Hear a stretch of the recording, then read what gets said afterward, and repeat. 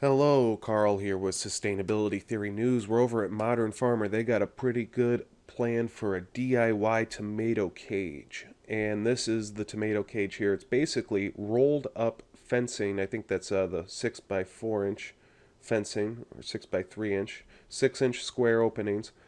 $100 yields about 25 to 27 cages. You can get these at local home improvement stores.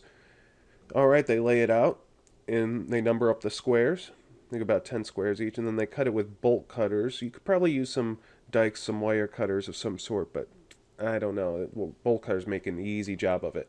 And then the key here, take that extra bit and fold it over to the other side. And then you have an 18-inch diameter tube. And then tie them together and put some rebar in there to keep it from blowing away in the wind or whatnot. And you're good to go. Now, if you only have a dozen or so tomato plants, this is a great thing. But if you're trying to make money with tomatoes, that's a lot of money to spend on cages. Not only that, that's a lot of time to spend making the cages, installing the cages, and training the plants.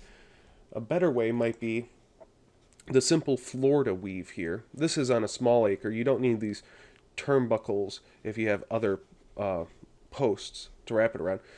The Florida weave just puts strings on either side of the plant, and you add a new layer as the plants grow taller in the row. This is sort of like a basket weave with another thing that just alternates direction. And here's another one that has little stakes in between. That's a lot of stakes. That's a lot of money and a lot of time tying it.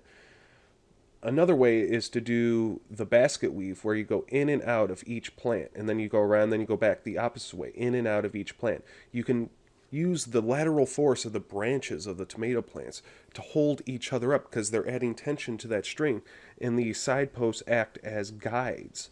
And you could usually get a little longer span with fewer posts and less time training plants up vines or up trellises, and you just point them in the right direction. They like to go up generally.